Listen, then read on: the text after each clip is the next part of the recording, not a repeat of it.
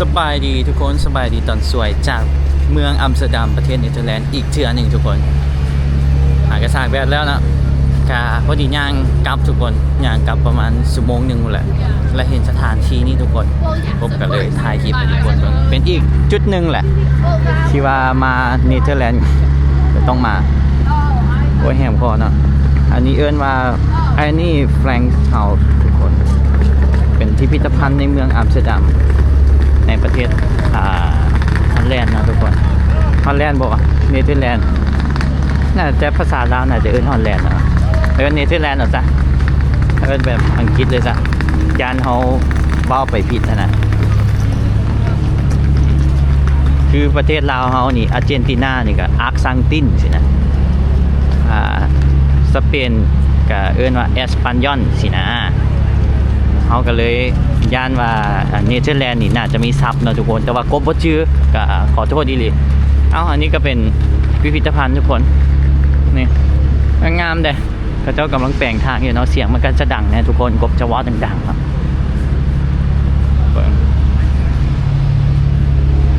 พิพิธภัณฑ์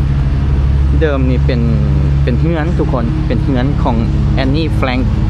เด็กสาวซาวยิวเป็นเฮือนของเด็กหญิงผู้หญิงซาวยิวเนาะทุกคนใช้ลบซ่อนตัวจากพวกนาซีตั้งแต่สงครามโลกครั้งที่2แอนนี่นี่หนีมันลบอยู่นี่ในสงครามโลกเนาะว่าง่ายๆซะ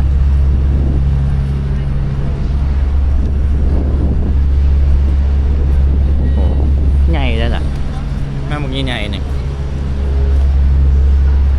โมเมนต์ของแอนนี่บอกว่า คนละแอนนี่เนาะอันนี้แอนนี่แฟรงค์อันนั้นแอนนี่พรหมจันทร์เนาะคนที่ว่าบัญชีเอาบัญชีให้กบเวนโมคนใดเวนโมหรือว่าเซลเงินให้กบโดเนทให้กบกับผ่านแอนนี่นี่แหละงามเลยและอันนี่แฟรงค์นี่เนาะทุกคนได้เขียนไดอารี่เล่าเรื่องชีวิตของตัวเองตั้งแต่ตอนที่เรียนลี่เนาะหรือว่าซ่อนตัวอยู่ซึ่งต่อมาก็กลายเป็นหนังสือที่ว่าดังหนังสือนั่นก็ชื่อว่า The Diary of a Young Girl ก็เป็นหนังสือชีวิตประจำวันของผู้หญิงของเด็กน้อยผู้หญิงคนหนึ่งสินะประมาณนี้เนาะแปลกนี่ทุกคนหลังจากสงครามโลกครั้งที่2จบลงเนาะและบ้านหลังนี้เขาเจ้าก็อนุรักษ์ไว้เป็นพิพิธภัณฑ์เนาะแล้วก็เปิดเป็นพิพิธภัณฑ์เพื่อระลึกถึงผู้หญิงคนนั้นเนาะแอนนี่ฮะที่ได้รับผลกระทบจากสงครามพิพิธภัณฑ์น่าจะเข้าไปในได้เนาะแต่เขาบ่มีเวลาทุกคนจะพาทุกคนมาเบิ่งมันเป็นจุดเด็กแอนนี่เฮาส์ตัวนี้นี่เลยง่ายนะต้องไปถ่ายรูปทุกคนข้างหลังผมบ้านของแอนนี่แฟรงค์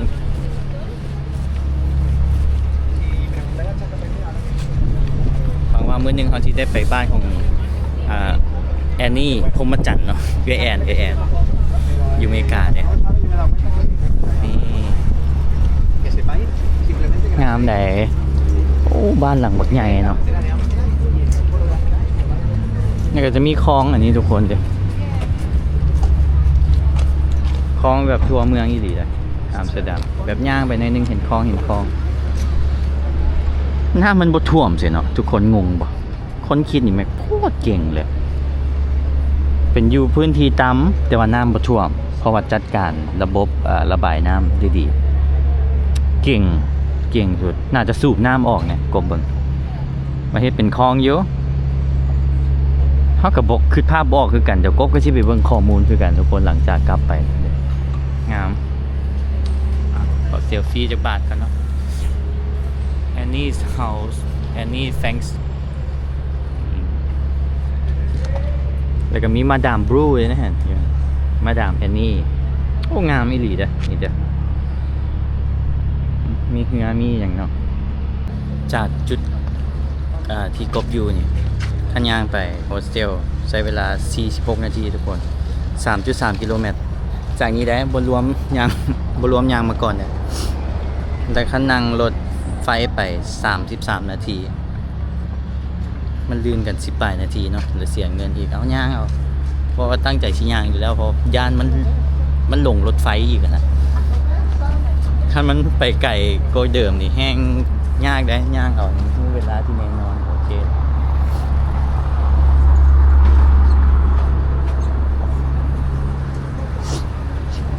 เสียดายเวลาหน่อยเนาะทุกคนแต่ว่าเวลาหน่อยก็ได้ไปหลายบอลอยู่ไหนเห็นบอกเอาไปคลิป EP ที่1 EP ที่2แล้วก็ EP ที่3ก็หลายบอลอยู่เนาะคือการท่องเที่ยวยุคนี้นี่ทุกคนเขาจะง่ายนะเขาจะเบิ่งตามรีวิว TikTok YouTube Facebook แต่ทุกคนฮู้บอลสมัยก่อนนี่เขาจะใส่ปืมแบบประเทศนี้มีเมืองนี้มีมองสถานที่ท่องเที่ยวตัวนี้เมื่อกี้นี่กบยางไก่มาเห็นก็จะเปิดปืมอยู่ผู้เฒ่านะทุกคนก็เลยแต่กับปืมแบบเขียนไว้ว่าสถานที่นี้อยู่นี่แล้วก็เจ้ากับพากันเข้าไปเมื่อกี้นี่3 คนเนาะคือว่าโอ้สมัยแต่ก่อนฝรั่งไปเที่ยวบ้านเฮานี่ตอนที่บ่มีอินเทอร์เน็ตบ่มี AI นี่เขาไปรอดอีกทุกคนเก่งได้เนาะคือบ่ขนาดกบนี่นะมานี่นะขนาดว่ามีเน็ตเนาะก็ยังหลงยังอันนั้นแล้วค่ะเจ้าสมัยก่อนนี่ที่ซ้ำได้เนาะทุกคนเนาะคือเบิ่ง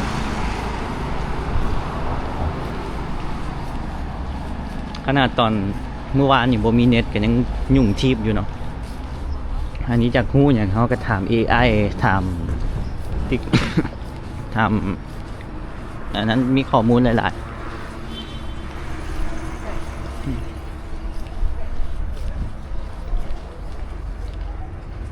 ตอนนี้ก็ มีคนกับเจ้าขี่รถถีบหลายทุกคนที่หลีเด้อแล้วมีเลนรถถีบอันนี้ให้ฟึบนั่นน่ะขี่ไปเวียกไปอย่างเดียวรถไฟก็อยู่กลางเนาะรถไฟฟ้าเนี่ย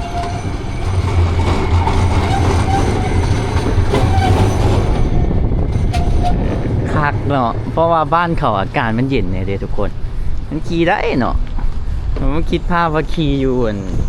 บ้านเฮาสินะอยู่ลาวอยู่ไทยสิอากาศประมาณ35องศา38องศาสิหรือว่า40ปลายองศาสิโอ้โหบอกเลยยังบ่ได้ขี่ซ้ำเหงื่อแตกท่อก่อนอากาศบ้านเขามันเย็นเนาะมันฟิลคักอีกแล้วกับบอดี้แดดมันมีอยู่แดดแต่ว่ามันบอดี้แดดกล้าแบบบ้านเฮานะทุกคนเห็นบ่สังเกตบ้างมั้ยส่วนหน่อยจะเห็นตะเวนคนที่มาเฮ็ดเวียกอยู่นี่เนาะกบถามเมื่อวานนี่อยู่โฮสเทลแล้วก็ว่าหลักๆเลยเราบ่มักอากาศเราอยากเห็นตะเวนเราอยากเห็นตะเวนค่อยอยากเห็นตะเวนและ2นี่แม่นอาหารมันมีคนหนึ่งเนาะคนหนึ่งเราเคยไปเฮ็ดเวียกอยู่สิงคโปร์เราเคยไปอยู่เอเชียเด้2นี่แม่นอาหารอยู่นี่มันแพงแน่แล้วมันบ่แล้วก็เป็นคนอยู่นี่แต่ว่าบ่เข้าใจว่าเรามักอาหารเอเชียอันนี้เป็นความคิดเราเนาะ3ก็คือคนเราว่าคนดัชเนี่ยคนอยู่เนเธอร์แลนด์นี่คือกันเบิดแล้วมันบ่แม่นคนอยู่นี่เนาะทุกคนแล้วก็เป็นคนอยู่ยุโรปแหละนี่ก็เป็นความคิดเห็นของเราครับนั่นแหละก็เลยว่าแปลกเนาะ ขนาดคนยุโรปบางคนเขาก็ยังบ่มักคนกันเองเขาว่าอยู่อันเอเชียแบบเฟรนลี่หลายก่อนเพราะว่าอยู่นี่มันอาจจะมีมิจฉาชีพอย่างหลายแล้ว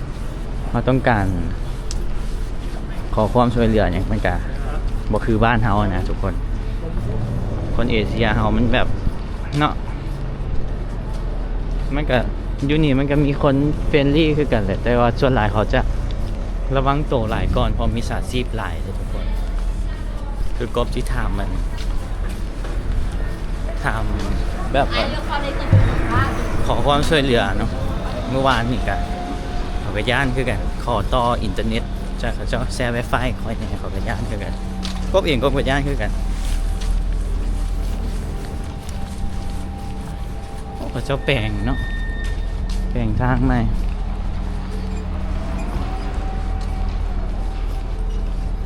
อุ้ยทุกคนอันนั้นเป็นเฮือนเลยแดนเป็นเฮือนแดน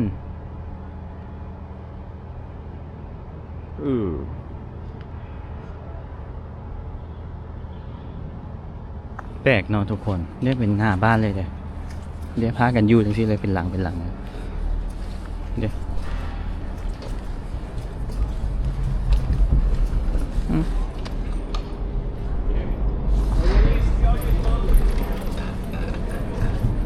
และระบบ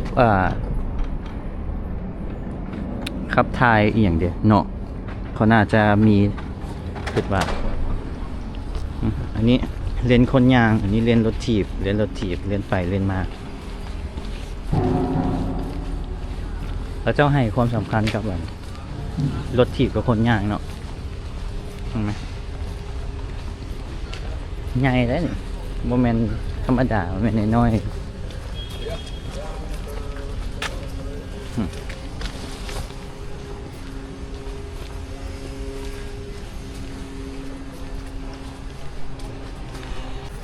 แดดออกทุกคนแต่ว่าแดดจังซี่นี่ UV ดำขนาดนี้มันแบบครึมๆเนาะอากาศช่วงนี้นะน่าจะเป็นสปริงเขาเจ้าบอกสปริงแล้วดูใบไม้ผลิบอกสปริงเขาลงว่าไม่หล่นเนาะนั่นแหละสปริงแต่มันแดดแบบจังซี่นะในยังฝนตกเมื่อวานนี่ก็ฝนตกเลยอากาศเย็นฝนตกบ่ธรรมดาเลยแล้วมีมาเข็บหน่วยน้อยซ้ำประมาณเม็ดทรายทุกคนตกกระพริบนะเรียนรถถีบอยู่นี่เลยรถถีบคักนะสุขภาพดีเนาะแล้วก็ประหยัดน้ำมันทุกคนแล้วออกกำลังกายไปเวียกไปอย่างรถถีบเต็มเลยรถถีบ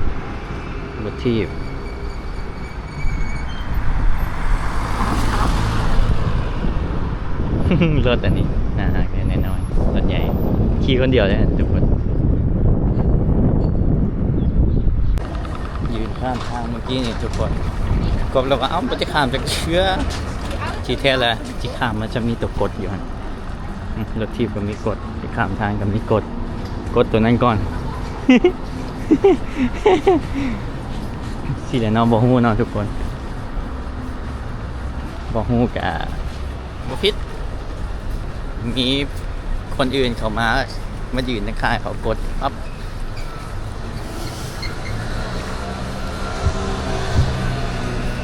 บ่แปลกเนาะมันบ่แม่นบ้านเฮาเด้ย่างชิวๆไปอีก30 ปลายนาทีพุ่นนะทุกคนก็กระทายเมืองให้ทุกคนเบิ่งเนาะซูชิอาหารเอเชียนี่หลายเนาะซูชิอาหารเวียดอาหารอย่างเต็มเลยเนาะยุโรปเนี่ยอาหารไทยต้องย่านหิวเนาะทุกคนเนาะถือปากแน่นอนแต่ว่าราคาก็จะสูงขึ้นมาบ้านอยู่น้ำนี่หลายเลยทุกคนเนี่ย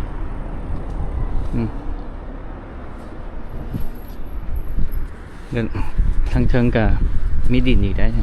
ห็นปะบ้านเรา อือคักเนาะขั้นตอนฝนตกพายุเข้าเลยเป็นยังไง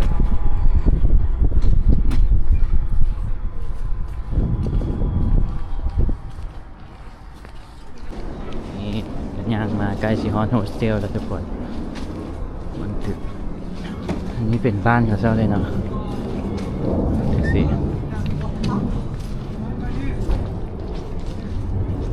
เพื่อนห้องน้ำเห็นแล้ว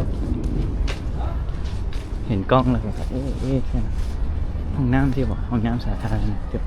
พอดีเจ็บเหนียวดูนี่น่าจะห้องน้ำทุกคน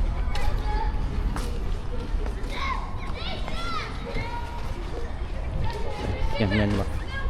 จากยูโรอ้าวบอแมน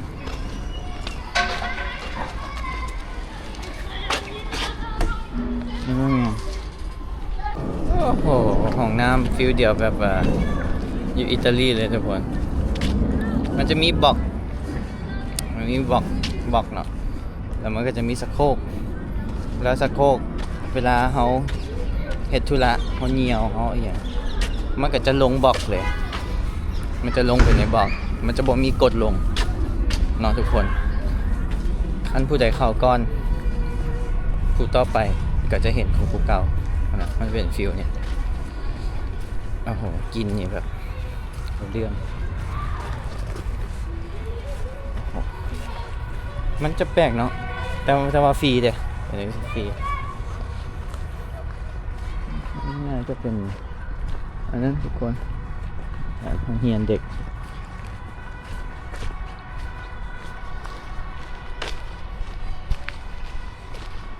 อยู่บ้านเฮาเงินคนจะเป็นของฝ่ายของมันเนาะตัวอยู่นี่จะแบบไอ้ที่บ้านแล้วก็เข้าไปเป็น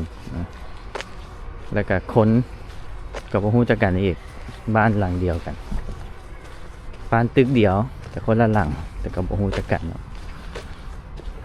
มันก็มีหลายอย่างเลยที่ว่ามันแตกต่างกันเนาะทุกคน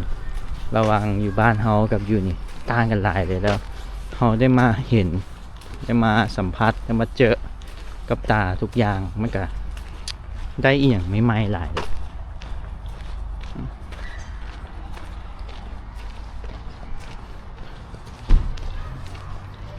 ใช่แล้วโฮสเทลโฮสเทลตัวก็พักตัวนี้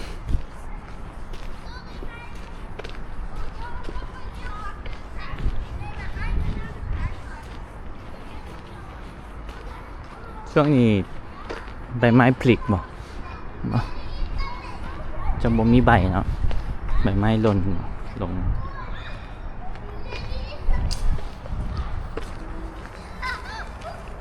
เดี๋ยวกบก็จะเข้าไปซื้อขนมกินก่อนทุกคนแล้วห้องท้องเพื่อเขาจะเดินทางต่อกบจะไปประเทศต่อไปเข้าไปซื้อนี่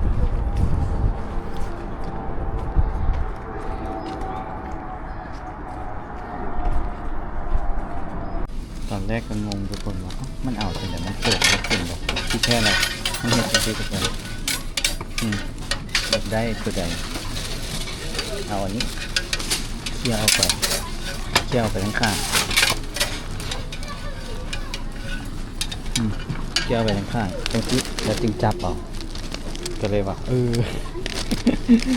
กบตอนแรกกบงงดีเลยอยากเอากับเคลียร์ออกอันนี้ก็แปลกเนาะแต่มันก็คักได้เอาตัวนี้นะเอาไปกินตรงวางทุกคนกินระหว่างเดินทางไปเนาะซื้อขนมทุกคนโดนัทอย่างอันนี้จะติดกระเป๋าไปเลยเนาะเพื่อเขาเดินทางไปใส่เขาหิวกลางคืนคือเห็นบอกเมื่อคืนนี่กบมาคันบ่มีเห็นบ่มีอันกินเลยห้านอย่างก็ปิดเบิดต้องมีแต่ไปกินห้านอาหารที่ว่าแพงๆแล้วก็บ่ถึกบ้านซื้ออันนี้ไส้กรอก2 ยูโรมาปิ้งกินกับข้าวเพราะว่ากบข้าวกับโยเกิร์ตนะอันถือโยเกิร์ตอันใหญ่ทุกคนเจอกันคลิปหน้าเดี๋ยวทุกคนเดี๋ยวกินข้าวแล้วก็กบที่เดินทางไปประเทศต่อไปที่ไปใส่ทางเบิ่งกันเดี๋ยวทุกคนบ๊ายบาย